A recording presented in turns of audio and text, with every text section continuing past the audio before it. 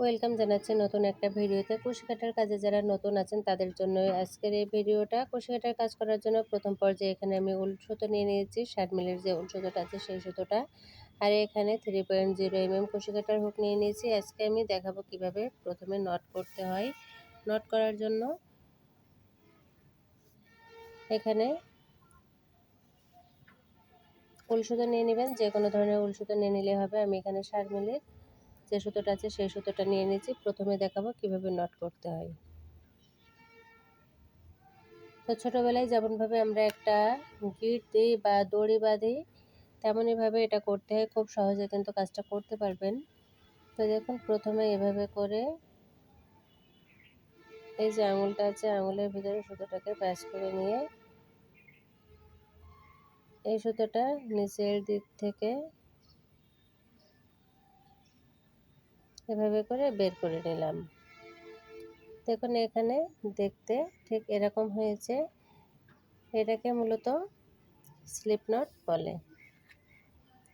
এখন এই স্লিপ নটের ভিতরে হুকটাকে দিয়ে দেব। দেখুন কিভাবে আমি কাজটা করছি।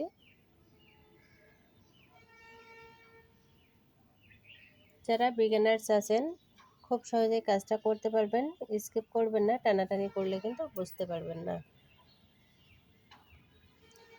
তো স্লিপ নট তো দেখালাম কিভাবে করতে হয়, এখন দেখাবো কিভাবে চেন করতে হয়। তো এই যে দুইটা আঙুল আছে, দুইটা আঙুল এই যে গিটের এখানে এভাবে করে চেপে ধরে এই সুতোটাকে এভাবে করে প্যাঁচ করে নিয়ে বের করব। এখানে একটা চেন হয়ে গেল। সেমভাবে এখানে আরও একটা চেন স্টিচ করে নিলাম। তো কুশি কাটার কাজ শিখতে গেলে বেসিক 6টি নিয়ম জানতে হয়। তার মধ্যে প্রথম স্টেপ হলো নট করা, সেকেন্ড স্টেপ হলো চেন করা। তো আশা করি আপনারা বুঝতে পেরেছেন। যারা কুশি কাটার কাজের বেসিক সবগুলো পর্বই একই সঙ্গে পেতে চান, চলে যাবেন আমার ইউটিউব চ্যানেলে, Julius craft and crochet YouTube চ্যানেলে। কিন্তু 19 মিনিটের ভিডিও সবগুলো পর্বই একই সঙ্গে দেওয়া আছে, আপনারা দেখে খুব সহজেই শিখতে পারবেন।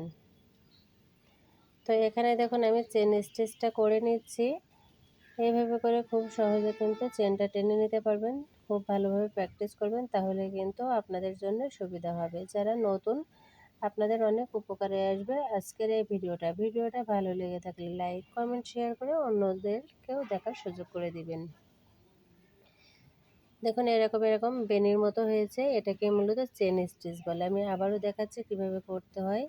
3 মিনিটের ভিডিওয়ে আমি স্লিপ নট করা এবং চেন করা আপনাদেরকে শেখালাম। আশা করি আপনারা বুঝতে পেরেছেন এবং আপনাদের কাছে অনুরোধ রইল, ভিডিওটা ভালো লেগে থাকলে অন্য বন্ধুদেরকেও দেখার সুযোগ করে দিবেন। তো এভাবে করে আমি চেন স্টিচটা করে নিলাম। তো এখানে যে পর্যন্ত আমি চেন করেছি, পরবর্তী কাজটা এখান থেকে আবারও শুরু করব।